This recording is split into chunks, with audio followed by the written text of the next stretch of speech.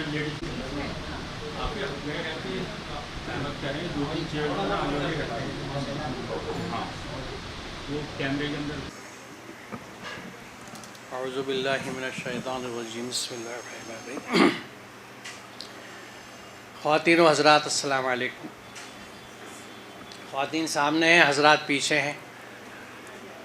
سب سے پہلے میں شکر ادا کرنا چاہوں گا، شکریہ ادا کرنا چاہوں گا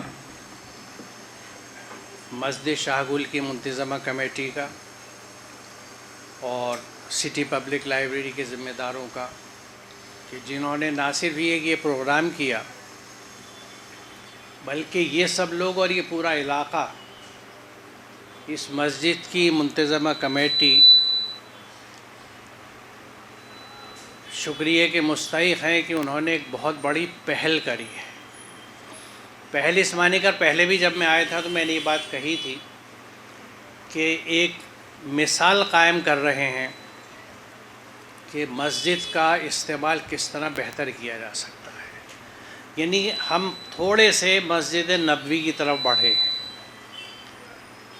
جو انداز مسجد نبوی کا تھا وہ انداز ہماری ہر مسجد کا ہونا چاہیے.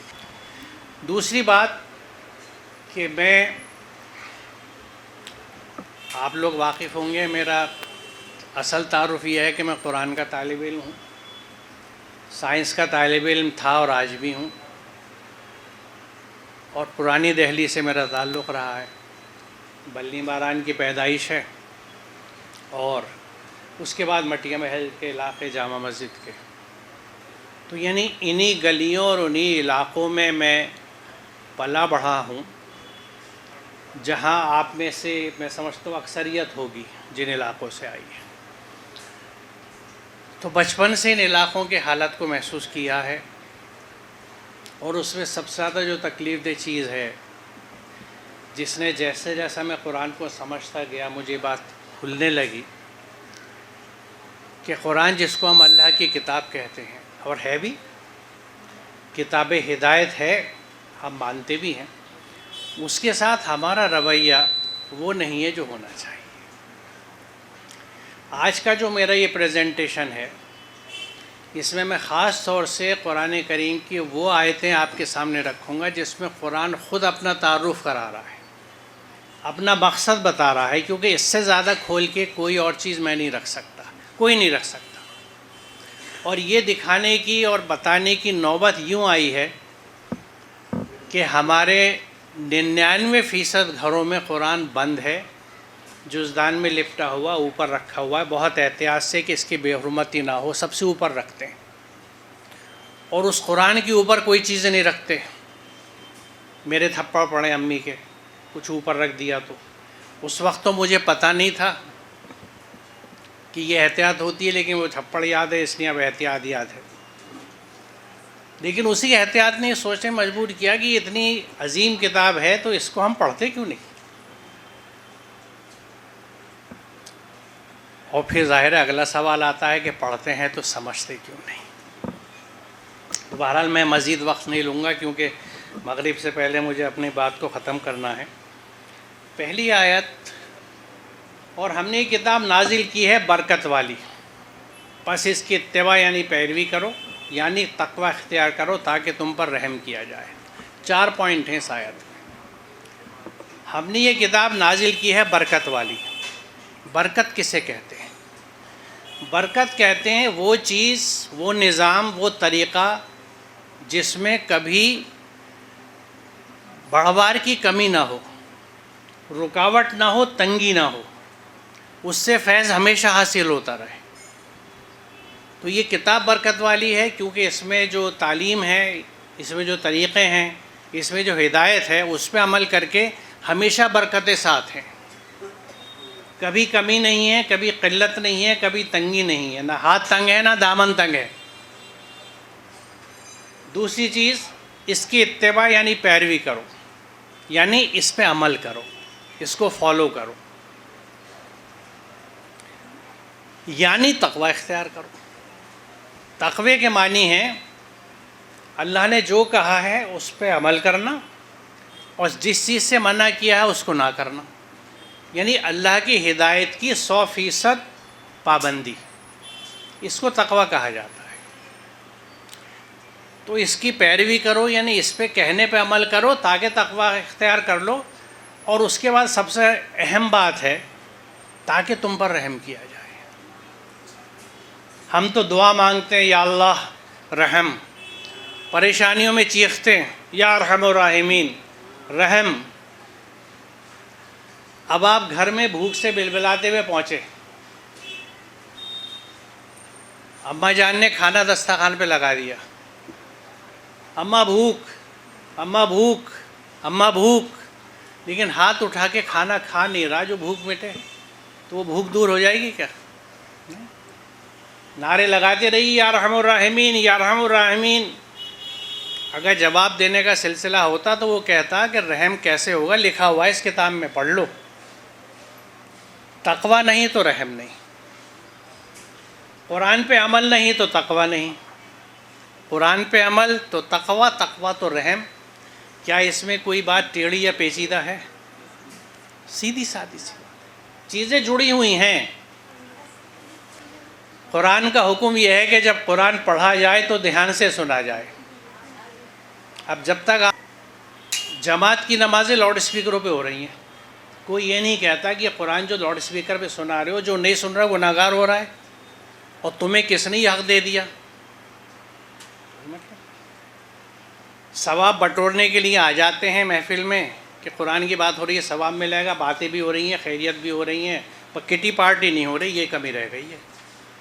معاف کیجیے گا لیکن سخت کلامی کے لیے مجبور ہوں۔ جو حالت ہے قرآن کے ساتھ ہماری، وہ کیا کہہ رہا ہے کہ یہ نازل کیا ہے تاکہ اس پہ عمل کرو، اس کے ہر حکم پہ عمل کرو، تاکہ تقوی پہ آ جاؤ، تاکہ تم پہ رحم کیا جائے۔ یعنی رحم اللہ کا اس وقت تک نہیں آئے گا، رحم نہیں آئے گا تو رحمت بھی نہیں آئے گی، جب تک ہم قرآن پہ عمل نہیں کرتے۔ قرآن پہ عمل بنا سمجھے نہیں کیا جا سکتا۔ میں یا کوئی بھی قرآن کے بارے میں کتنا بتا دے گا؟ نہیں بتا سکتے۔ 6600 سے زیادہ آیتوں کو کوئی نہیں سمجھا سکتا، ہر جگہ ہدایت ہے۔ جن کو ہم قصے کہانی کہہ دیتے ہیں کہ جنگ بدر کا واقعہ ہے، وہاں بھی ہدایت ہے۔ تو ہدایت ہی ہدایت ہے۔ چلیے، اے نبی، ہم نے سب انسانوں کے لیے کتاب حق، کتاب برحق تم پر نازل کر دی ہے۔ اب جو سیدھا راستہ اختیار کرے گا اپنے لیے کرے گا، جو بھٹکے گا اس کے بھٹکنے کا وبال اسی پر ہوگا، تم ان کے ذمہ دار نہیں ہو۔ یعنی کوئی بھی جو اللہ کا پیغام لے کے جائے، رسول سے لے کے بات تک، اس پہ ذمہ داری نہیں ہے۔ رسول کی ذمہ داری کیا ہے؟ کہ وہ بات پہنچا دے۔ اب اللہ نے چھوڑ دیا کہ ہدایت لوگے تو تمہارا فائدہ ہے، بھٹکو گے تو کوئی بات نہیں، خود بھٹکو گے۔ کوئی دباؤ نہیں ہے قرآن میں، اسلام میں نہ جبر ہے، صرف آپ کے اوپر چھوڑ دیا کہ بھئی دیکھو یہ حق ہے، تمہیں عقل دے دی اللہ نے، اور وہ خالق سے معلوم ہے عقل کتنی ہے، تم چاہو تو سمجھ سکتے ہو، اور سمجھ لو تو پھر راستے پہ آ سکتے ہو۔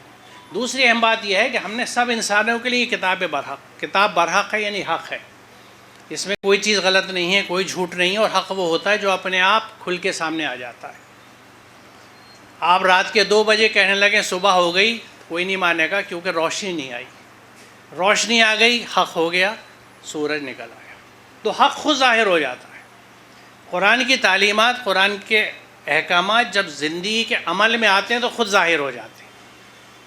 اس کا سب سے بڑا اظہار ہم رسول اکرم صلی اللہ علیہ وسلم کی زندگی میں دیکھتے ہیں کہ کیا شخصیت وجود میں آئی، کیونکہ آپ 100% قرآن پہ چلنے والے تھے۔ یہ آگے ایک آیت ہے، میں اس کی مدد سے یہ بات کہوں گا، کیونکہ میں ایک بات آپ سے عرض کر دوں کہ میں کوئی بات قرآن سے ہٹ کے نہیں کہتا، اس لیے آیتیں سامنے رکھتا ہوں۔ پہلے میری کوئی حیثیت نہیں ہے، میری کوئی ہمت نہیں ہے، طالب علم ہوں، کتاب سامنے رکھ دیتا ہوں صرف یاد دہانی کے لیے، اور میں کوئی جملہ نہیں بول رہا۔ آپ میں سے سبھی لوگ مجھ سے زیادہ صلاحیتیں اور سمجھ رکھتے ہیں، کیونکہ آپ لوگ گھر چلا رہے ہیں، جو نہیں چلا رہے کل چلائیں گے۔ آسان نہیں ہوتا گھر چلانا، میں نہیں چلا سکتا، تو اس لیے مجھ سے زیادہ صلاحیتیں ہیں، مجھ سے زیادہ بہتر ہیں۔ صرف یہ ہے کہ اس صلاحیت کو رخ کیا دیں، اس کو رخ دینے کی بات ہے کہ ڈائریکشن کیا دیا جائے۔ تو یہ ایسا نہیں ہے کہ تو یہ کتابی ہدایت جو ہے یہ سب انسانوں کے لیے ہے، برحق ہے، اور اللہ تعالیٰ نے کوئی لگی لپٹی نہیں رکھی کہ جو اس پہ عمل کرے گا فائدہ اٹھائے گا، اور جو نہ کرے تو نہ کرے، اپنے بابال خود بھگتے گا، اور رسول ان کے ذمہ دار نہیں ہے۔ رسول سے بھی کہہ دیا تم ذمہ دار نہیں ہو۔ جب قرآن یہاں بار بار یہ بات کہہ رہا ہے کہ تم ان کے ذمہ دار نہیں ہو کہ یہ عمل کریں نہ کریں، تو اس رسول کو ہم یہ ذمہ داری دے دیں گے کہ آپ شفاعت کرا دینا قیامت میں؟ سوچ لیجئے، کامن سینس کی بات ہے۔ ویسے تو جگہ جگہ قرآن میں یہ آیات بھی ہیں۔ آج یہ رہا موضوع نہیں تھا، میرے خیال میں شاید ایک آیت میں ذکر ہے، ورنہ میں نہیں لایا، جو واضح یہ کہتی ہیں کہ قیامت کے دن کوئی کسی کی مدد نہیں کرے گا، نہ کوئی سفارش ہوگی، نہ شفاعت ہوگی، صرف اعمال کا حساب ہوگا۔ جو کیا ہے وہ بھگتو گے، جو بو کے آئے ہو وہی کاٹو گے۔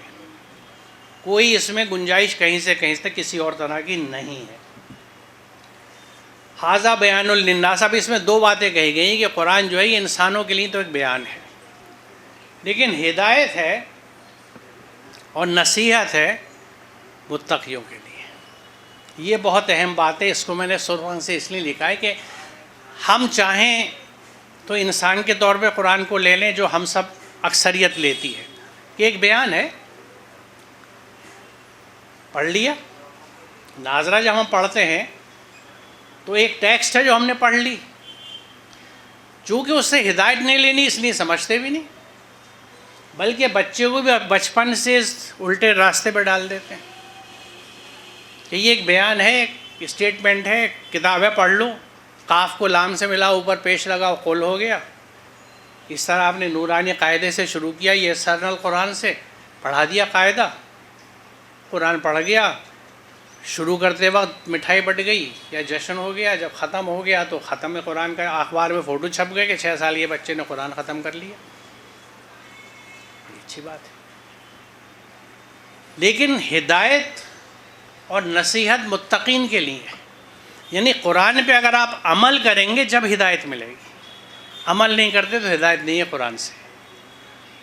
صرف کتاب ایک ہے آپ کے لیے، اس سے ہدایت پانی ہے، نصیحت پانی ہے، تو اس کو سمجھنا ضروری ہے، یعنی متقی ہونا ضروری ہے۔ دیکھیں نا، یہ قرآن بیان ہے لوگوں کے لیے اور متقیوں کے لیے ہدایت اور نصیحت۔ بقرہ میں بھی ھدی للمتقین، یہ ہدایت ہے متقیوں کے لیے۔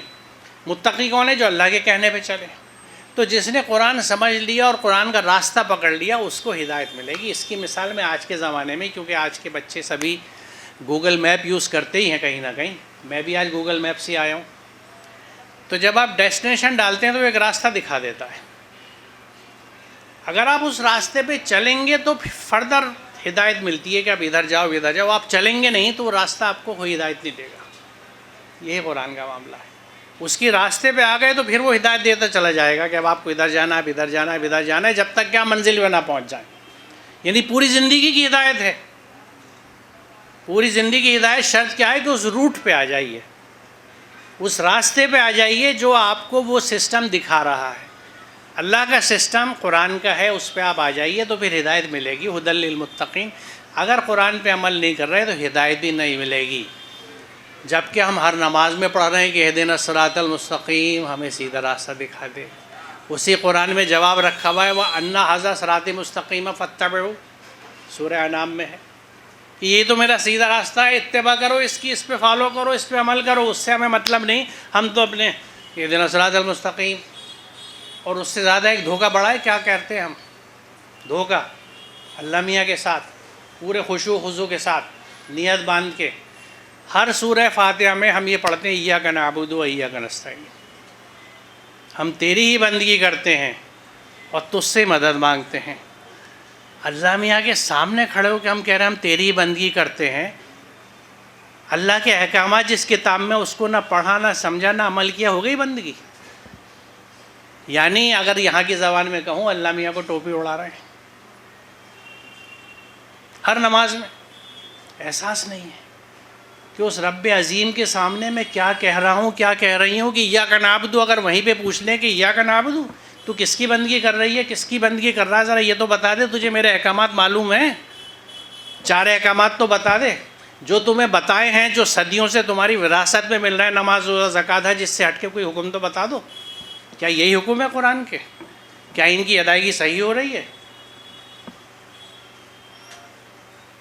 آپ خود سوچئے کہ ہم نے اپنی عقلیں کتنی بند کر رکھی ہیں، کیونکہ سمجھ کے نہیں پڑھ رہا ہے، سورہ فاتحہ بھی نہیں سمجھتے، اس لیے پڑھتے وقت کوئی تو رکے گا جو سمجھتا ہو کہ میں تیری بندگی کرتا ہوں، کہا ارے میں اللہ کی بندگی کرتا ہوں، بندگی کیا میں واقعی کرتا ہوں؟ کیا میں اس کے کہنے پہ چلتا ہوں؟ مجھے جب یہی نہیں پتہ قرآن میں لکھا ہوا کیا ہے، تو بندگی کس چیز کی ہے؟ بندگی عبادت نماز روزہ نہیں ہے، بندگی ہے ہر حکم کی اتباع، ہر حکم کی بات، ہر حکم کو فالو کرنا۔ کہہ دو مجھے حکم دیا گیا ہے کہ میں اول اللہ کے حکم پر عمل کرنے والا یعنی مسلم ہو جاؤں اور مشرکین میں سے نہ ہو جاؤں۔ یہ بات رسول اللہ سے کہی گئی ہے، اور پھر ہر ایک سے کہا گیا کہ تم کہہ دو کہ مجھے یہ حکم دیا گیا ہے کہ میں سب سے پہلے مسلم ہو جاؤں۔ کون ہوگا مسلم؟ جو اللہ کے حکم پہ عمل کرنے والا ہو۔ مسلم کا مطلب ہی یہ ہے کہ جو اللہ کے احکامات پہ چلنے والا ہو۔ مسلم جو عربی کا لفظ ہے جس کا مادہ سالامہ ہے، سین لام میم ہے، اس کا مطلب یہ ہے کہ اللہ کے احکامات پہ چلنے والا۔ تو رسول اللہ یہ کہہ رہے ہیں کہ مجھے یہ حکم دیا گیا ہے کہ میں سب سے پہلے خود مسلم ہو جاؤں اور مشرکین میں سے نہ ہو جاؤں۔ اب مشرک کون ہوتا ہے؟ جو مورتی پوجا کرے،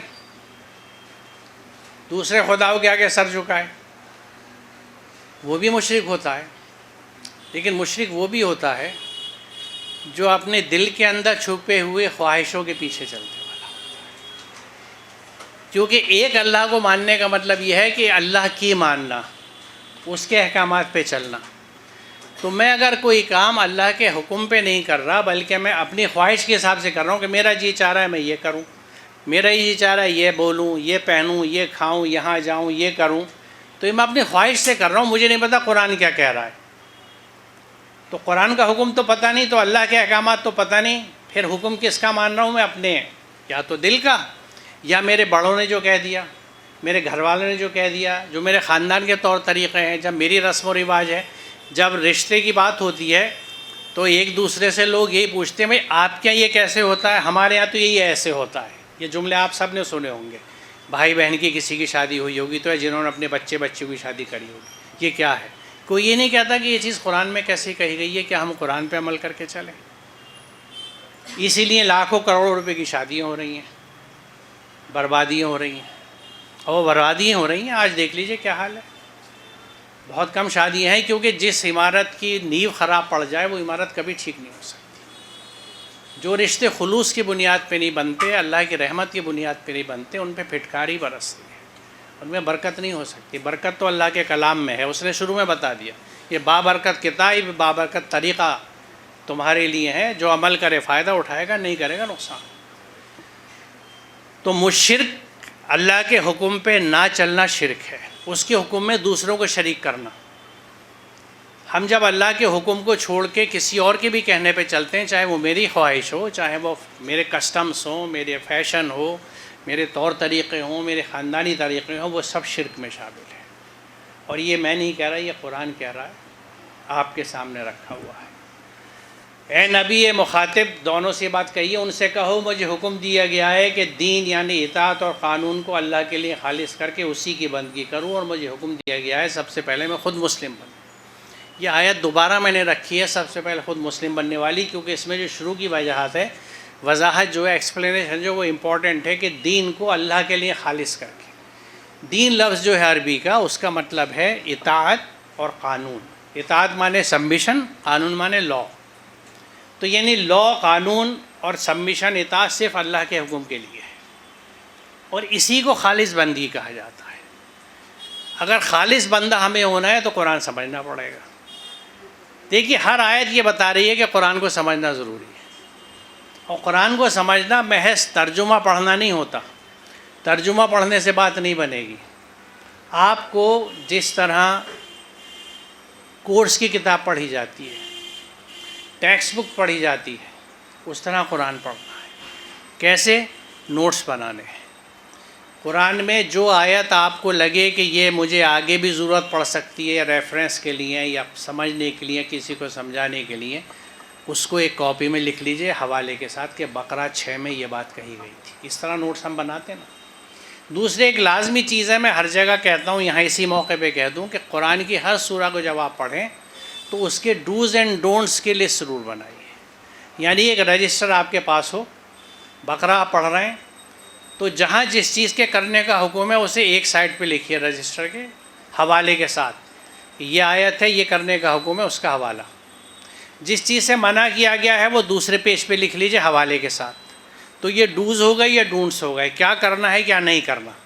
یہ پوری بقرہ کی لسٹ آپ نے تیار کر لی 2-4 پیج میں رجسٹر کے جتنے بھی آئے، اور اس کو دہراتے رہیے اور عمل کرتے رہیے تاکہ آپ کو یہ پتہ رہے کہ مجھ کو کیا کرنے کا حکم ہے اور کس چیز سے منع کیا گیا ہے. سارے قرآن کو اس انداز سے جب آپ پڑھ لیں ایک دفعہ، ایک ورد پورا ہو جائے گا تو آپ دیکھیں گے کہ بہت کچھ صحت صاف ہو گیا. اس کے بعد پھر دوبارہ دہرانا اسی انداز سے شروع کر دیجیے. ایک رمضان سے شروع کیجئے، پورے سال میں اس طرح سے مکمل کیجئے، دوسرے رمضان میں دہرانا شروع کر دیجئے. یہ ہوگا قرآن کے ساتھ حق ادا، کیونکہ میں اس کو سمجھنے کی کوشش کر رہا ہوں. کیوں سمجھنا چاہ رہا ہوں؟ تاکہ زندگی میں جس وقت بھی میرے سامنے کوئی مسئلہ آئے، روزمرہ کی زندگی میں، صبح سے اٹھ کے رات کے سوتے وقت تک اس کا فیصلہ میں قرآن کے حسن سے کروں. کیونکہ اتنا دہرانے کے بعد یہ چیز دماغ میں بیٹھ جاتی ہے کہ کس چیز کو کیسے کرنا ہے، کہاں اللہ نے منع کیا یاد آ جاتا ہے، آپ رک جاتے ہیں، کہاں کیا چیز کیسے کرنی ہے آپ چل پڑتے ہیں اس راستے پہ. یہی مطلوب ہے، یہی چاہیے، یہی قرآن کہتا ہے. اب دیکھیے یہ حکم رسول کو آئے کہ سب سے پہلے تم مسلم بنو. اب رسول اللہ کیا کہہ رہے ہیں اس کے جواب میں کہ میں پیروی نہیں کرتا مگر صرف اس کی جو میری طرف وحی کیا جاتا ہے. یعنی میں فالو نہیں کرتا، اتباع نہیں کرتا سوائے وحی کی، اور میں نافرمانی کروں تو بڑے دن کے عذاب سے ڈرتا ہوں. رسول اللہ یہ فرما رہا ہے. یونس 15 ہے، ہاں یونس 15 ہے، چشم کش آیت ہے یہ. یعنی رسول اللہ نے اپنی پوری زندگی کیا کیا؟ قرآن پہ عمل کیا. یہی کہہ رہی ہے نا یہ آیت. تو اب میں اگر آپ سے پوچھوں کہ رسول اللہ کی سب سے بڑی اور سب سے لمبی کری ہوئی سنت کون سی ہے تو کیا ہے؟ بتائیے. کہ سنت کی باتیں بہت ہوتی ہیں نا، میٹھا کھانا سنت ہو جاتا ہے. قرآن پہ عمل کرنا، جو رسول اللہ کہہ رہے ہیں کہ میں اتباع نہیں کرتا مگر صرف وحی کی، یعنی قرآن پہ عمل کرنا آپ کی سب سے بڑی سنت ہے، کیونکہ رسالت ملنے سے وصال تک آپ نے قرآن پہ عمل کیا ہے. یونس 15 بتا رہی ہے. اس سنت کا ذکر آپ کو کہیں نہیں ملے گا، کیونکہ جب آپ قرآن پہ عمل کرنا شروع کرتے ہیں تو آپ کی دنیا سدھر جاتی ہے، لیکن بہت سے لوگوں کی دنیا خراب ہو جاتی ہے کیونکہ ان کی دکانداریاں ختم ہو جاتی ہیں. اس سے آگے وضاحت نہیں کروں گا، اپنی عقل ہے خود سوچیے گا. وہ مقام کھو جاتے ہیں جو ملے ہوئے ہیں. جب بندے اور اللہ کا رشتہ ڈائریکٹ ہو گیا تو پھر بیچ میں کوئی نہیں بچا. مجھے حیرت ہوتی ہے کتنی واضح آیت ہے یہ کہ رسول اللہ فرما رہے ہیں کہ میں اتباع نہیں کرتا مگر صرف وحی کی، اور میں نافرمانی کروں تو بڑے دن کے عذاب سے ڈرتا ہوں. ہم نافرمانی کرتے ہیں بڑے دن کے عذاب سے نہیں ڈرتے. وجہ کیا ہے؟ کیونکہ ہمیں نہیں پتہ ہم نافرمانی کری کب. کیونکہ جب فرمان نہیں پتہ تو نافرمانی کیسے پتہ ہوگی؟ جب اللہ کا حکم نہیں پتہ تو اس حکم سے بھٹکنے کا کب پتہ ہوگا؟ جب آپ کو حد معلوم ہے، ایک باؤنڈری کھینچی ہوئی ہے کہ اس سے نکلے تو پتہ لگا حد سے نکل گئے. جب قرآن کو ہی نہیں سمجھا، اس کے احکامات ہی نہیں پتہ، تو میرے لیے تو فرمان نہ فرمان سب برابر ہے. لیکن قرآن کیا کہہ رہا ہے دیکھ لیجئے. ابھی اسی عظیم ہستی کو ہم پورے ڈراموں کے ساتھ سیلیبریٹ کر کے بیٹھے 12 ربیع الاول کو، اور اب نیا جوش چل رہا ہے آئی لو محمد. واہ، کیا ہی عاشقان کا کام ہے کہ کتاب بند پڑی ہے کوئی مطلب نہیں، وہ یہ کہہ رہے ہیں میں نے قرآن کے علاوہ کسی کی اتباع نہیں کری، اور آپ فساد پھیلا رہے ہیں. اللہ تعالیٰ مفسدین کو پسند نہیں کرتا، آپ غلو کر رہے ہیں. قرآن یہ کہہ رہا ہے کہ جو مومن ہے، جو انہیں سب سے زیادہ محبت اللہ سے ہوتی ہے. اشدو کا لفظ ہے کہ سب سے شدید محبت مومنین کو اللہ سے ہوتی ہے، ہر محبت اس کے بعد ہے. تو یہ نعرہ کہیں غلط تو نہیں لگ رہا؟ کیا رسول کی محبت اللہ کی محبت سے اوپر ہو سکتی ہے؟ اور نہیں ہو سکتی تو اس کا اعلان تو کر دو. اور اعلانوں سے کیا ہوتا ہے؟ عمل کیا ہے؟ عمل تو آس پاس بھی نہیں ہے. اللہ کے احکامات کا عمل آج دیگر اقوام کرتی دکھتی ہیں، ہم نہیں دکھتے. ان تک جیسے بھی اللہ کے احکامات پہنچے ان کی کتابوں سے یا جہاں سے آئے، لیکن وہ عمل کرتے دکھتے ہیں، ہمارے یہاں نہیں دکھتے.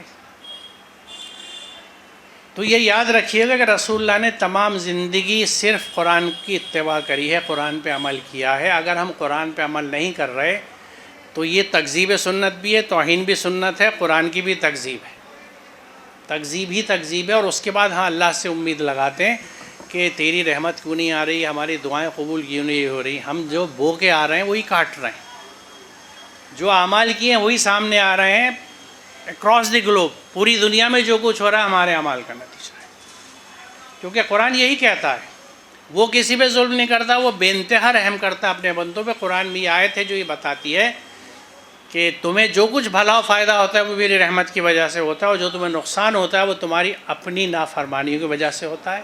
یہ نقصان جان میں بھی، مال میں بھی، ہر طرح سے، دکھ، بیماری، پریشانی، الجھنیں، چوری، ڈکیتی، خطرے، سب چیزیں یہ وارننگس ہوتی ہیں اللہ کی کہ اعمال سنبھال لو۔ کس کا حق مار لیا، کس کے ساتھ زیادتی کر لی، کس کا دل دکھا دیا، کس بہو پہ ظلم کر دیا، کس بہو نے ساس کے ساتھ رویے خراب کر دیے، نن سے خراب ہو گئی، جیٹھانی سے خراب ہو گئی، دیورانی سے خراب ہو گئی، کیوں؟ خیر، اب دیکھیے، پس آپ وہ مضبوطی سے تھام لیں جو آپ کی طرف وحی کیا گیا ہے۔ کیا وحی کیا گیا؟ قرآن، رسول سے، اور اس کے بعد ہر ایک سے جو یہ قرآن پڑھتے کہا جا رہا ہے آپ اسے مضبوطی سے تھام لیجئے۔ بے شک آپ سیدھے راستے پر ہیں۔ ہم دعا مانگتے ہیں نا، اہدنا الصراط المستقیم، ہمیں سیدھا راستہ دکھا دے۔ انعام کو تو میں نے ریفرنس آپ کو دیا تھا کہ وہ انا ھذا صراطی مستقیم فاتبعوہ، یہ میرا سیدھا راستہ ہے، اس کی اتباع کرو۔ یہاں کہا جا رہا ہے آپ سیدھے راستے پر ہیں، انہیں قرآن کو مضبوطی سے پکڑے رہیے، قرآن کا راستہ ہی سیدھا راستہ ہے۔ اور بے شک یہ قرآن ایک یاد دہانی ہے آپ کے لیے اور آپ کی قوم کے لیے، اور عنقریب تم سب سے پوچھا جائے گا، عنقریب تم سب سے پوچھا جائے گا۔ کیا سین ہے اس آیت کا، بتائیے، رونگٹے کھڑے ہوتے ہیں۔ کیا پوچھا جائے گا؟ کہ ناظرہ پڑھا، بیٹے کو حفظ کرا لیا کہ 10 کو بخشوا دے گا؟ کہیں لکھا ہے قرآن میں؟ تم اپنے اعمال پہ بخشے جاؤ گے یا جہنم رسید ہوگے، حفظ کتوں کو کرا دیا کوئی فرق نہیں پڑ رہا۔ جس نے حفظ کیا اس سے سوال ہوگا کہ تو نے حفظ کر لیا، سمجھا بھی کچھ عمل بھی کیا، اس کا کردار بھی دکھا؟ ساری حرکتیں وہی رہیں جو سماج میں ہو رہی ہیں چاروں طرف، اور جیسے رمضان آئے آپ کھڑے ہو گئے قرآن سنانے کے لیے، بہت اچھی بات ہے، لیکن ذرا سوچ تو لیجئے کہ کتنی بڑی جسارت ہے کہ جس قرآن کو میں حفظ کیے ہوں، یاد کیے ہوں، میں اس پہ عمل نہیں کر رہا۔ اس سے بڑی بغاوت ہے کچھ؟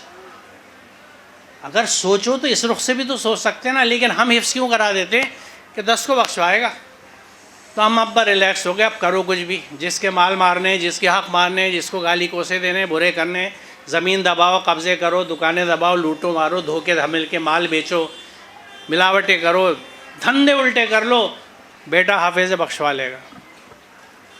دن دور نہیں ہے، تھوڑے دن کی بات ہے، دودھ کا دودھ، پانی کا پانی الگ ہو جائے گا۔ تو یاد رکھیے گا عنقریب تم سب سے پوچھا جائے گا، اور ہم نے تمہاری طرف کتاب نازل کی ہے تاکہ لوگوں کے لیے واضح کر دو، یعنی کھول کر بیان کر دو جو ان کی طرف نازل کیا گیا، تاکہ وہ غور و فکر کریں۔ یہ آیت میں نے اس لیے چنی ہے کہ رسول اللہ سے کہا جا رہا ہے کہ تمہاری طرف یہ کتاب نازل کی ہے تاکہ لوگوں کو سمجھا کے بیان کر دو، تاکہ واضح کر دو۔ اس کے بعد لوگوں سے کیا کہا جا رہا ہے؟ تاکہ وہ غور و فکر کریں۔ اب یہاں نقطہ سمجھنے کا یہ ہے کہ رسول نے جب اللہ کے احکامات کو بیان کر دیا، کھول کے واضح کر دیا، تو جو ہمارے ہاں طریقہ ہے رسول کی ذات سے منسوب کر کے، تو یہ ہوتا رسول نے اس بات کی وضاحت کر دی، اب ختم، بس اس سے آگے کچھ نہیں۔ قرآن کیا کہہ رہا ہے؟ تاکہ تم غور و فکر کرو، یعنی رسول نے بھی جو بات سمجھا دی اس پہ ہر شخص غور و فکر کرے اپنے طور سے۔ آپ اندازہ لگائیے، اس سے زیادہ لبرل سسٹم کوئی ہو سکتا ہے؟ لیکن یہ حق سسٹم ہے۔ اس کی وجہ کیا ہے؟ رسول اللہ نے جو چیز اپنے زمانے سمجھائی وہ 1400 سال پرانی ہو گئی۔ یہ تو ہر دور میں غور و فکر کی کتاب ہے، تو رسول کی سمجھائی ہوئی چیز کو ہم وہ پکڑ کے بیٹھ جاتے تو پھر آج کیا ہوتا؟ آپ وہ سوچیے۔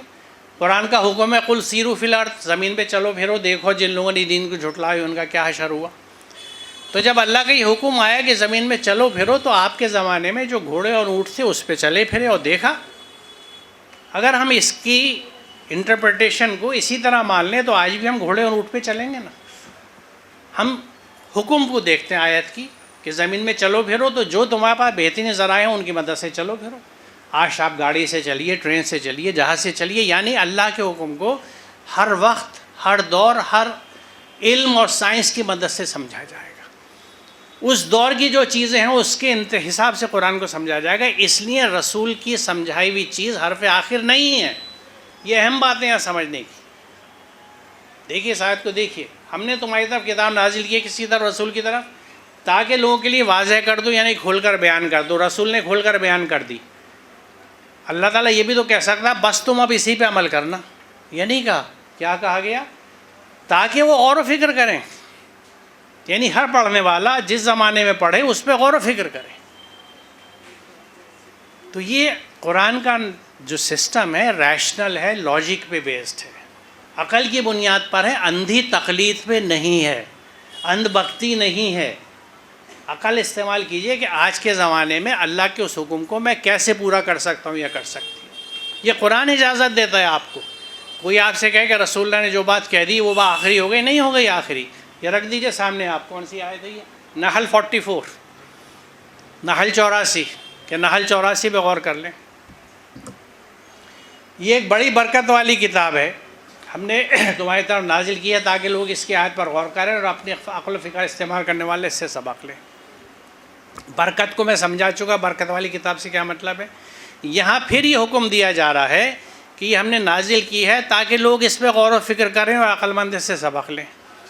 یہ سورہ 29 بے حد اہم آیت ہے جو اصل میں یہ بتاتی ہے کہ قرآن نازل کیوں ہوا. یہی ہمارا عنوان تھا آج. قرآن کیوں نازل ہوا؟ قرآن خود بتا رہا ہے کیوں نازل ہوا. کیوں نازل ہوا؟ کہ لوگ اس پہ غور و فکر کریں.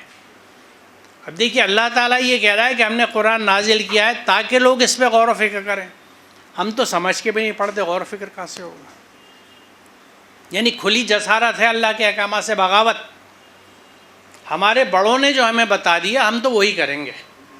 یہی رسول اللہ کے زمانے میں لوگ کہتے تھے. آج بھی اتنا آپ سمجھیے کہ بلا صبح میں یہ کہہ سکتا ہوں کہ اس بات کو کہ قرآن سمجھ کے پڑھو، مجھ جیسی ناچیز اور میرے جیسے کتنے لوگ جو قرآن کو سمجھ کے بات کرتے ہیں، 20 سال سے تو کم و بیش میں کہہ رہا ہوں. لیکن آج بھی گھروں میں میرے جاننے والوں فیملیز میں بچوں کو ناظرہ ہی پڑھایا جا رہا ہے. تو کیا اثر ہو رہا ہے؟ وجہ کیا ہے کہ جو بڑوں نے بٹھا دیا نا، بخشش، رحمت، مغفرت، اس کے دامن میں، اس کے سائے میں نکل جائیں گے، اس بھروسے میں بیٹھیں. اور یہ شیطان کامیابی، کیونکہ شیطان کو ہی تو کرنا تھا. لیکن اللہ تعالیٰ نے کہہ دیا تھا کہ میرے مخلصوں پہ تیرا بس نہیں چلے گا. اور شیطان نے بھی اس بات کو مانا ہے کہ تیرے مخلصین پہ میرا بس نہیں چلے گا. اللہ کے مخلصین کون ہیں؟ جو صرف اللہ کے احکامات پہ چلتے ہیں. جو رسول اللہ نے کیا آپ مخلصین میں تھے. Number 1، best of the followers. کوئی اثر نہیں ہوا. تو جو اللہ کے احکامات پہ چلتا ہے شیطان کا اثر اس پہ نہیں ہو سکتا. جس نے اللہ کا رنگ رنگ لیا، صبغۃ اللہ، اللہ کے رنگ میں جو رنگ ہے اس پہ کوئی رنگ نہیں چڑھتا. اور جب تک اللہ کے رنگ میں نہیں آتے ہر رنگ چڑھتا ہے. ہر چھینٹ نظر آتی ہے، ہر چھینٹ کو ایکسیپٹ کر لیتے ہیں، ہر چیز کرتے رہتے ہیں. کیوں؟ وہ نقطہ نواز ہے، غفور الرحیم ہے، بخش دے گا. اس نے یہ بھی قانون قرآن میں بتا دیا ہے کہ کیسے اور کس کو بخشا جاتا ہے. نادانی سے کوئی غلطی ہو گئی اور فوراً توبہ کر لی اور اپنی اصلاح کر لی. تابو واصلحوا، توبہ کری، اصلاح کری اور پھر وہ نہیں کیا تو بخشش ہے. غلطی یہ کرتے رہے، معافی مانگتے رہے، حتیٰ کہ موت کا وقت آ گیا، کوئی معافی نہیں ہے. کیونکہ اصلاح کا وقت ختم ہو چکا، عمل کا وقت ختم ہو گیا. جب موت آ چکی تو عمل ختم. تو پھر کیونکہ معافی بنا اصلاح کے بیکار ہے. اگر اصلاح کے بنا معافی ہو جاتی تو ہم لوگوں کو پھر یہاں نیچے زمین پہ اتارا نہ جاتا. کیونکہ آدم نے تو وہیں معافی مانگ لی تھی غلطی کرنے کے بعد جنت میں.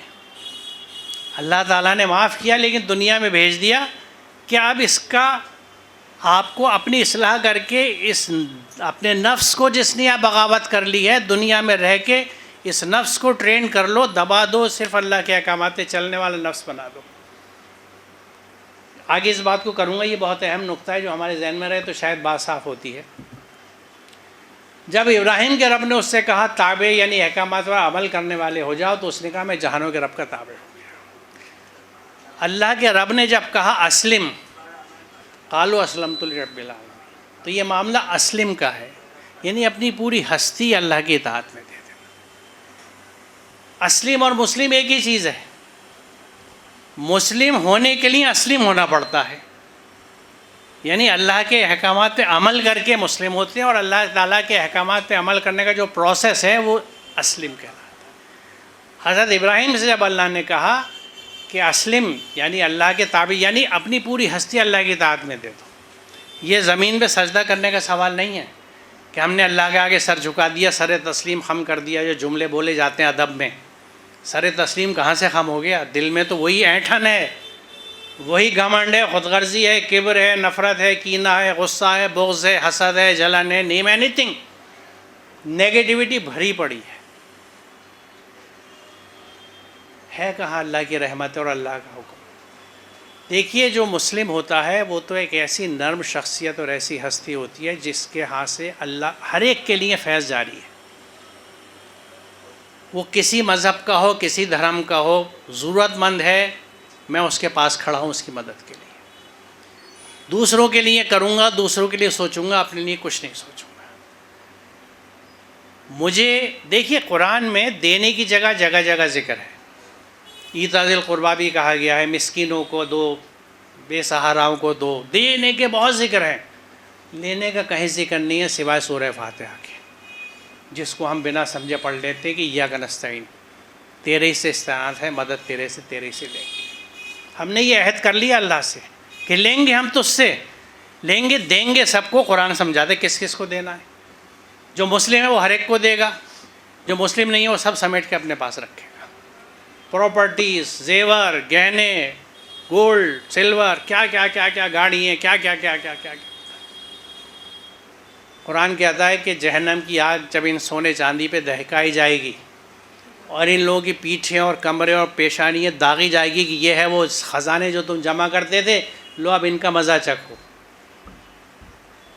تو مال جمع کرنے والوں کے تعلق سے بہت باتیں ہیں، خیر تو یہاں یہ بات میں نے اس لیے بتائی کہ اتباع جو ہے پوری ہستی کی ہوتی ہے، صرف نماز ادا کرنے سے عبادت نہیں ہو جاتی، عبادت ہے پوری زندگی اللہ کے احکامات پہ چلنا 24/7۔ یہی بات ابراہیم اور یعقوب نے اپنے بیٹوں کو سمجھائی، اے بیٹو بے شک اللہ نے تمہارے لیے دین یعنی اسلام چن لیا ہے، اس لیے تم اس وقت تک موت نہ آئے کہ تم مسلم ہو۔ اب پیچھے بھی رسول اللہ سے تھا کہ سب سے پہلے مسلم تو خود بنو، لیکن ایک بات میں نے وہاں نہیں کہی تھی، یہاں مجھے کہنی تھی۔ حضرت ابراہیم اور یعقوب علیہ السلام تو مسلمان تھے نا، کسی کو شک ہے کہ وہ غیر مسلم تھے؟ کیوں صاحب؟ مسلمان تھے نا۔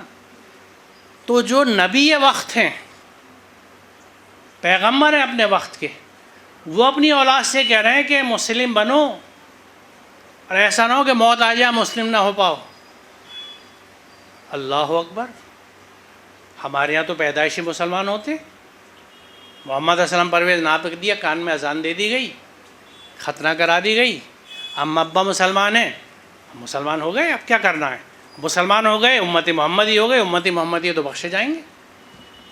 یہاں پیغمبروں کے بچوں سے کہہ رہے ہیں وہ، کچھ لگتا ہے اٹپٹا؟ حقیقت کیا ہے اور کہانی کیا ہے؟ کہانی یہ پھیلائی شیاطین اور شیطانی کے گروپ نے، شیطانوں کے جو چیلے ہیں وہ یہ کہانیاں پھیلاتے ہیں۔ قرآن سے جڑنے والے یہ سمجھتے ہیں کہ مجھے موت نہ آ جائے کہ مسلم ہو۔ مسلم موت کیسی موت ہوتی ہے وہ میں پوائنٹ اب آپ کو بتا رہا ہوں۔ حضرت ابراہیم سے اللہ نے کہا اسلم، اپنی پوری ہستی اطاعت میں دے دو۔ حضرت یعقوب اور حضرت ابراہیم نے اپنے بچوں سے کہا کہ تمہیں موت نہ آئے کہ تم مسلم ہو۔ اس کے آگے بھی ایک آیت یہ کہتی ہے، اے لوگوں جو ایمان لائے ہو یعنی اللہ کے نظام امن میں آئے ہو، اللہ کا تقوی اختیار کرو جیسا کہ اس کا حق ہے، تم کو موت نہ آئے مگر اس حال میں کہ تم مسلم ہو۔ یعنی بات صرف نبیوں کی نہیں ہے، ہر مسلمان سے ایمان لانے والے سے قرآن ہی کہہ رہا ہے کہ تمہیں موت نہ آئے کہ تم مسلم ہو۔ اب دیکھیے مسلم کہتے کیسے ہیں؟ جو اللہ کے کہنے پہ چلے۔ تو اس کا مطلب یہ ہے کہ میں جب صبح سو کے اٹھا یا اٹھی تو میرے اس دن کا جب تک میں جاگ رہا ہوں سارے کام اللہ کے احکامات کے حساب سے ہو رہے ہیں، تو میرا وہ دن اسلام میں کٹ گیا، اس دن کا میں مسلم ہو گیا۔ اور جب میں رات کو سونے لیٹا، اور جیسا قرآن میں بتاتا ہے کہ جب ہم سوتے ہیں تو اللہ تعالیٰ یہ کہتا ہے کہ اللہ تمہیں وفات دیتا ہے، اور جس کی عمر ہوتی ہے وہ صبح اٹھتا ہے، ورنہ سوتے رہ جاتے ہیں۔ آئے اماں جان دیکھنا رات میں سوتی رہ گئی، صبح اٹھی نہیں، ہم نے تو جب صبح دیکھا جا چکی تھی۔ تو پورا دن اسلام پہ گزارا، اور رات میں جان نکلی تو مسلم موت ہوئی۔ کلمے کا معاملہ نہیں ہے، مسلم موت، تمہیں موت نہ آئے کہ تم مسلم ہو۔ اسی طرح دن بھر میں اللہ کے احکامات پہ زندگی گزار رہا ہوں، بول کیسا رہا ہوں جیسا اللہ کا حکم ہے، کام کیسے کر رہا ہوں جیسے اللہ کا حکم ہے، معاملے داری کیسی ہے جیسے اللہ کا حکم ہے، ہر کام اللہ کا حکم ہے، تو دن میں جس وقت بھی مجھے موت آئے گی میں مسلم ہوں گا۔ یہ ہے مسلم موت۔ اپنی عقل سے کہہ رہے ہیں لا الہ الا اللہ، اور زندگی میں کتنے اللہ بیٹھے ہوئے ہیں۔ کلمہ سب سے پہلے اللہوں کو ہٹا رہا ہے، انکار سے شروعات ہے کہ لا الہ، کوئی اللہ نہیں ہے، تو جو اللہ دماغوں میں بیٹھے ہیں ان کو ہٹاؤ پہلے، اس کے بعد استھاپنا ہوگی الا اللہ، سوائے اللہ کے۔ اور سب سے بڑے جو ہمارے اللہ ہیں، جو ہمارے یہاں کام کر رہے ہیں، وہ ہماری خواہشات ہیں، ہمارے طور طریقے، ہمارے بڑوں کے اقوال، ہمارا سماج، ہماری رسم و رواج۔ ہمارے یہاں تو ایسے ہی ہوتا ہے۔ میں نے اپنی بیٹی کو اتنا جہیز دے دیا، آپ کہہ رہے ہیں جہیز نہیں لوں گا تو میرے یہاں تو گڑبڑ ہو جائے گی، میری بیٹی کہے گی میری بڑی بہن کو تو اتنا دے دیا، آپ اتنا نہیں دے رہے۔ یہ گھروں میں سنتا ہوں میں، ایک اللہ کا بندہ گھر میں پہنچ گیا کسی میں رشتہ لے کے، اور وہ کہہ رہا ہے بھائی میں اللہ کے احکامات پہ چلتا ہوں، مجھے اپنے بازو پہ یقین ہے، جو کماؤں گا تمہاری بیٹی کی جو خدمت کروں گا، مجھے وہ چاہیے نہیں۔ میاں نہیں بھائی، یہ کیسے ہو سکتا ہے میاں؟ سنا ہے میں نے، یہ پرانی دلی کا قصہ ہے۔ میاں بڑی بیٹی چھوٹی سے لڑ جائے گی، چھوٹی کہے گی بڑی بہن کو تو اتنا دیجیے، میں ہم تو دیں گے اتنا۔ بتائیے آپ کیا کریں گے؟ بڑوں نے جو کہہ دیا نہیں ہٹیں گے۔ قرآن اپنی جگہ ہے، جو بڑوں نے کہا ان کا اپنا درجہ ہے۔ اس شخص سے بہتر اور کس کا دین یعنی طریقِ زندگی ہو سکتا ہے جس نے اپنا منہ یعنی رخ اللہ کے لیے جھکا دیا، اور وہ محسن یعنی دوسروں کے ساتھ بھلائی کرنے والا ہے۔ اس نے ابراہیم حنیف کے طریقے کی پیروی کری، اور اللہ نے ابراہیم کو دوست بنایا۔ حضرت ابراہیم علیہ السلام کا قرآن میں اتنی محبت سے ذکر ہے کہ آپ یقین جانیں میرا دل کٹتا ہے کہ یا اللہ کیا ہستی تھی۔ جس طرح حضرت ابراہیم کا قرآن میں اللہ نے ذکر کیا ہے، جس محبت کے ساتھ ذکر کیا ہے، اب یہاں کیا کہا جا رہا ہے؟ اس شخص سے بہتر اور کس کا دین؟ دین کا مطلب ہے طریقہ زندگی، لائف اسٹائل۔ کیونکہ دین میں جیسے میں نے ابھی عرض کیا، یہ عربی کا لفظ ہے، اس کے معنی میں قانون بھی اور اطاعت بھی ہے، یعنی قانون اور سبمیشن، یعنی قانون اس کا اور اسی کے قانون پہ چلنا۔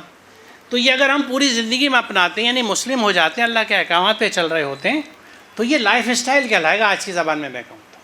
قرآن جو ہمیں لائف اسٹائل دیتا ہے وہ لائف اسٹائل ہے جس کو اللہ نے ہم سے کہا ہے۔ تو وہ بہتر دین ہے جو ابراہیم کے طریقے پہ چلا، اور وہ محسن ہوا۔ اب یہاں اہم بات یہ ہے کہ جو اللہ کے احکامات میں اس نے پوری ہستی دے دی اور ابراہیم کے طریقے پہ چلا، تو ظاہر وہ احسان کرنے والا تو ہوگا ہی، کیونکہ احسان تو ایک بہت بڑا حکم ہے قرآن کا، ایک بہت بڑی عبادت ہے جسے ہم نہیں سمجھتے بدقسمتی سے۔ اس کے بعد بھی محسن کا لفظ الگ سے آیا ہے، یہ محسن کی اہمیت بتاتا ہے کہ اللہ کے احکامات پہ چلے، ابراہیم کے راستے پہ آ گئے، پھر مزید ایمفیسس کے لیے کہا، اور وہ محسن ہے، ہمیشہ اچھا کرتا ہے، ہاتھ پیر سے، زبان سے، مال سے، اس کے ہاں کوئی برائی کسی کے لیے نہیں ہے۔ یہ اہمیت بتاتا ہے۔ اور احسان کو میں اتنی بڑی عبادت اس لیے کہتا ہوں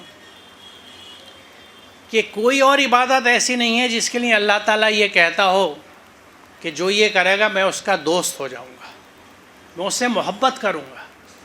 ہم تو اس سے رضا مانگتے ہیں کہ تو ہم سے راضی ہو جا، وہ کہتا ہے میں تم سے محبت کروں گا۔ دوسری بات کیا کہ میری رحمت ہمیشہ تمہارے ساتھ رہے گی۔ یہ تو ون ون سچویشن ہے، وہ مجھ سے محبت کر رہا ہے، اس کی رحمت ہمیشہ میرے ساتھ، اور کیا چاہیے؟ کسی کو اور کچھ چاہیے؟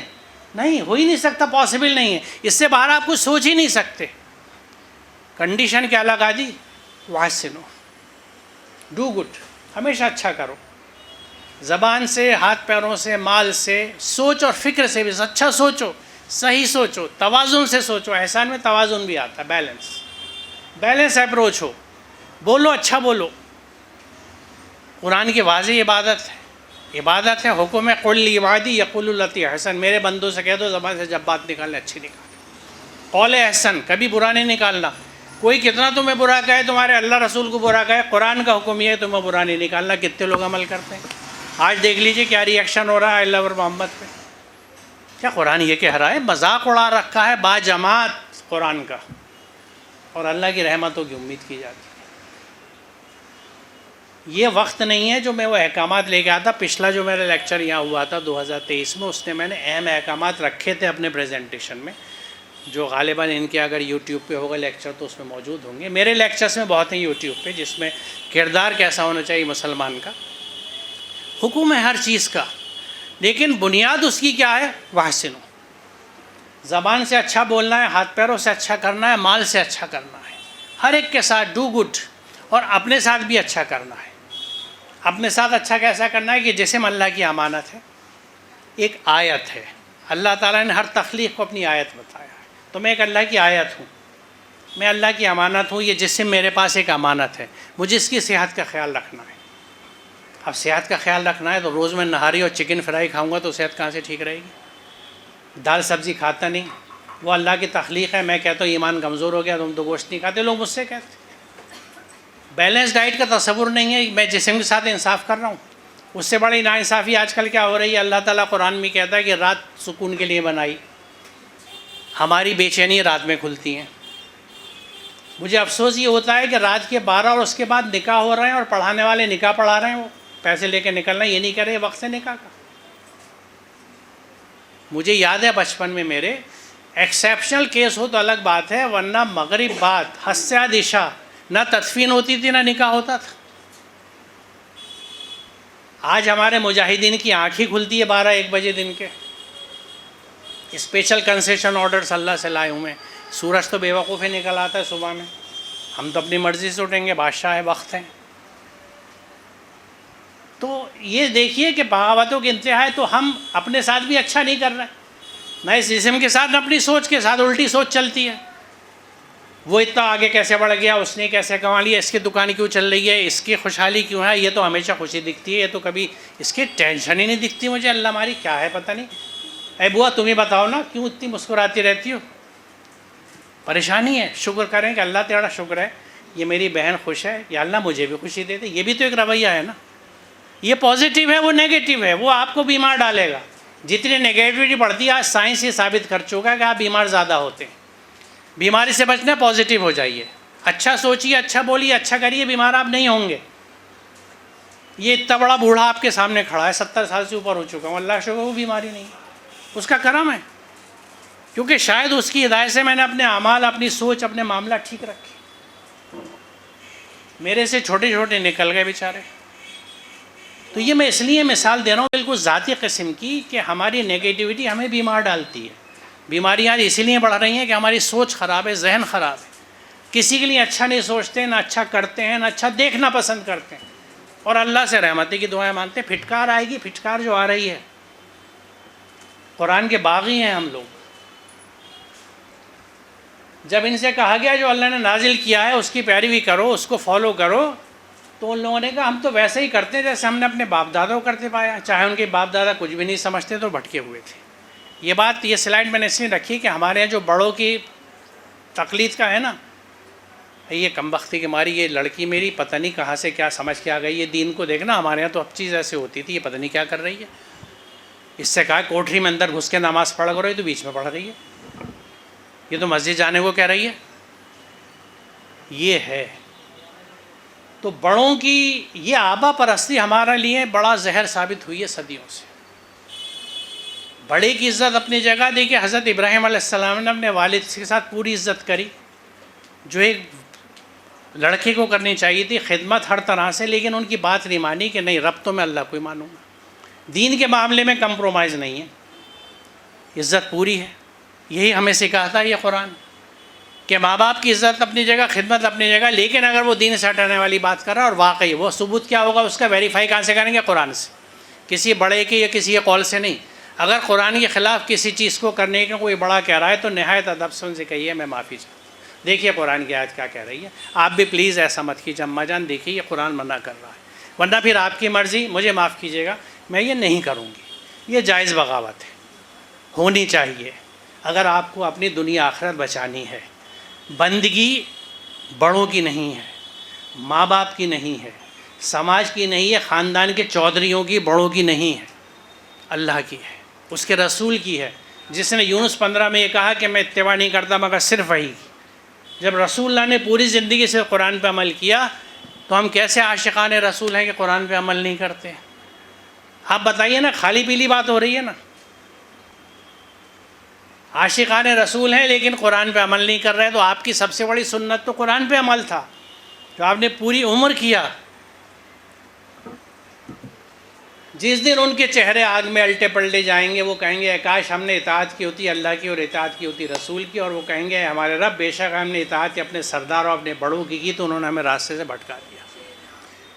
یہ دوسرا رخ ہے بڑوں کی اتباع کرنے والوں کا۔ قرآن بتا رہا ہے کہ جب یہ آگ میں بھونے جائیں گے نا، جیسے سیخ پلٹی جاتی ہے نا آگ پہ، چہرے الٹا پلٹ کرے جائیں گے ان کے، تو کہیں گے کہ کاش ہم نے اللہ کی اطاعت کی ہوتی، اس کے کہنے پہ چلے ہوتے، اور اس کے کہنے پہ رسول چلے تھے، ان کے کہنے پہ چلے ہوتے، تو ہم نے تو بڑوں کی اطاعت کری تھی اور انہوں نے ہمیں بھٹکا دیا۔ تو یہ اس بات کا ثبوت ہے کہ اتباع صرف قرآن کی کرنی ہے، اتباع کسی اور چیز کی نہیں کرنی۔ میرے خیال میں جو میسج مجھے دینا تھا وہ پورا ہوا۔ ایک چیز آپ سے عرض کروں گا میں، جو جی ابھی اسی پہ آ رہا ہوں۔ ایک بات تو یہ کہ آپ لوگوں سے یہ بڑی مختصر سی ملاقات تھی، لیکن تفصیلی ملاقات میرے سے آپ کی یوٹیوب پہ ہو سکتی ہے۔ یوٹیوب چینل ہے میرا، جس میں آپ کو اسی موضوعات پہ، یہ یوٹیوب ہے میری، محمد اسلم پرویز کے نام سے چینل ہے۔ اس میں آپ دیکھیں گے مختلف، یعنی پلے لسٹ اگر آپ دیکھیں یہاں پہ، یہ پلے لسٹ پہ آپ جائیں گے تو اس میں بہت ساری کیٹیگریز ہیں، جس میں میسیج، بیسکس آف اسلام وغیرہ وغیرہ۔ آخر میں دکھے گا آپ کو سمپلی قرآن، سب سے نیچے سمپلی قرآن آپ کھولیے تو اس میں یعنی ہم نے سورہ فاتحہ سے شروع کیا قرآن سمجھانا، اور اب ہم سورہ مائدہ پر ہیں، مائدہ پر ہے، انعام پہ ہے، مائدہ تک مکمل ہو گیا۔ 5 سال ہو گئے ماشاءاللہ اس پروگرام کو۔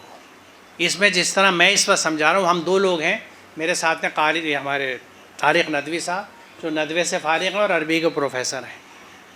ہم دونوں بیٹھ کے ایک آیت پہ ڈسکس کرتے ہیں کہ کیا ہم سمجھ رہے ہیں۔ آج کے زمانے کے لیے، آج کے بچوں کے لیے یہ بہت اہم پروگرام ہے جس کو آپ سمجھ سکتے ہیں۔ مقصد صرف یہ ہے کہ لوگوں کو قرآن کی طرف لایا جائے، انہیں موٹیویٹ کیا جائے۔ دوسری بات یہ کہ ہر سال جو ہم قرآن کانفرنس کرتے ہیں وہ اس سال 30 نومبر کو ہوگی۔ 30 نومبر سنڈے ہے، ایوان غالب ماتا سندری لین پہ، وہی جگہ ہے، وہیں ہوتی ہے۔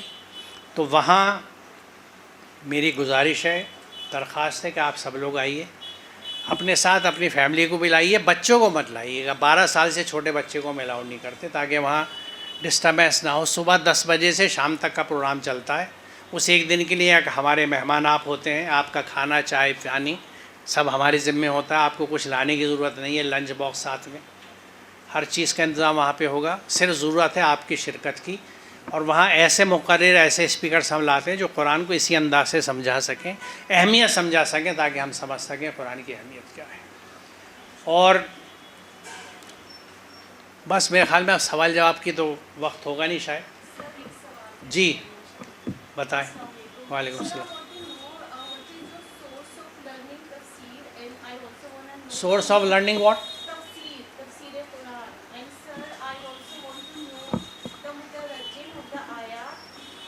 کھڑا ہے آپ کے سامنے کھڑا ہے۔ دیکھیے ایک بات، سمپلی قرآن آپ دیکھیں گے سمجھ جائیں گے، ہم قرآن ترجمہ کرتے چل رہے ہیں۔ جی ہاں الحمدللہ، لیکن ان میں جو آپ کو نئی سوچ اور نیا پن دکھے گا وہ ہمارا ہے، باقی چیزیں تو آپ کو اور جگہ بھی مل جائیں گی۔ یہ جو قرآن سمپلی قرآن ہے، اس کو ہم ڈیفائن کرتے ہیں کہ it is a scientific discourse on Quran, Quran کا علمی احاطہ۔ اور اس کے پیچھے وجہ کیا ہے؟ سورہ نمل 83، 84، 85، نمل 83، 84، 85 کیا کہا گیا ان آیتوں میں کہ قیامت کے دن اللہ تعالیٰ فوج کی فوج جمع کرے گا ان سب لوگوں کی جو قرآن کی آیتوں کو جھٹلاتے تھے، جب سب اکٹھے ہو جائیں گے تو اللہ تعالیٰ ان سے پوچھے گا تم نے میری آیات کو جھٹلایا بنا ان کا علمی احاطہ کیے، فَكَذَّبْتُمْ بِآيَاتِي وَلَمْ تُحِيطُوا بِهَا عِلْمًا عَمَّاذَا كُنتُمْ تَعْمَلُونَ، تم نے بنا علمی احاطہ کیے میری آیتیں جھٹلا دی، تم یہ نہیں کر رہے تھے تو کیا کر رہے تھے؟ What was it you did, دنیا میں کیا کیا تم نے؟ تو یہ آیت سمجھاتی ہے قرآن کی آیات کا علمی احاطہ کرنا عین مطلوب ہے، اللہ چاہتا ہے ہم کریں، ہم وہی کام کر رہے ہیں، اللہ کا حکم پورا کرنے کی کوشش کر رہے ہیں، اور ہم قرآن کو سمجھتے ہیں اور سمجھاتے ہیں۔ قرآن اپنی تفسیر خود بہتر رہتا ہے، جیسا اس نے کہا ہے، میری اپنی سمجھ یہ ہے، آپ کی سمجھ آپ کے ساتھ آپ کی مرضی، کہ کسی تفسیر کو پڑھنے کی کوئی ضرورت نہیں ہے، کسی دوسرے کے چشمے سے قرآن سمجھنے سے اچھا یہ ہے کہ آپ خود سمجھیں۔ سورہ 29 ابھی آپ نے دیکھی، اگر وہ آپ کی سوچ کو تبدیل کر سکے کہ یہ بابرکت کتاب ہم نے نازل کری تاکہ لوگ اس کی آیت پہ غور و فکر کریں اور عقل مند اس سے سبق لیں۔ قرآن کہیں پہ بھی نہیں کہتا، صرف نبی سے کہتا ہے کہ تم بات کو کھول کے سمجھا دو، لیکن اس کے بعد بھی لوگوں سے یہ کہتا ہے تاکہ لوگ غور و فکر کریں۔ تو اپنے غور و فکر سے تو آپ آزاد کیے ہی نہیں گئے، تو پھر آپ کسی مفسر کو پڑھ کے کیا کریں گے؟ آپ خود قرآن سمجھیے، جو عقل میں آتا ہے اس پہ عمل کیجیے اور اس کا حساب دیجیے، بات ختم۔ قرآن بہت ہی انڈیویجولسٹک بک ہے، ہر ایک کو ایڈریس کرتی ہے اور ہر ایک کا رشتہ اس سے جوڑتا ہے، بشرطے کہ آپ دل سے جوڑ لیں۔ شرط یہ ہے کہ قرآن کو دل سے آپ جڑیں، اس کو سمجھیں، کیونکہ قرآن کو پڑھانے والا، اصل پڑھانے والا قرآن کو کون ہے؟ وہ اللہ ہے۔ یہ میں نہیں کہہ رہا، سورہ رحمان کہہ رہی ہے، الرحمن علم القرآن، رحمان وہ ہے، اپنی صفت وہ بیان کر رہا ہے جس نے قرآن پڑھایا، جس نے قرآن کا علم دیا۔ تو قرآن پڑھانا تو اللہ کے ذمہ ہے، پھر کریں کیا؟ کنیکٹ ہو جائیے، اللہ سے جڑ جائیے، قرآن سے جڑ جائیے، یہ رسی ہے اللہ کی۔ قرآن سے دل سے سمجھنے کے لیے پڑھیں گے، اور اس کا جڑنے کا طریقہ کیا ہے؟ غور و فکر۔ جس آیات کو پڑھیں، جو ترجمہ پڑھیں، اس پہ سوچئے کہ اس میں کیا کہا گیا ہے اور میں اس پہ کیسے عمل کر سکتا ہوں، ختم بات۔ بہت شکریہ، جزاک اللہ، السلام علیکم۔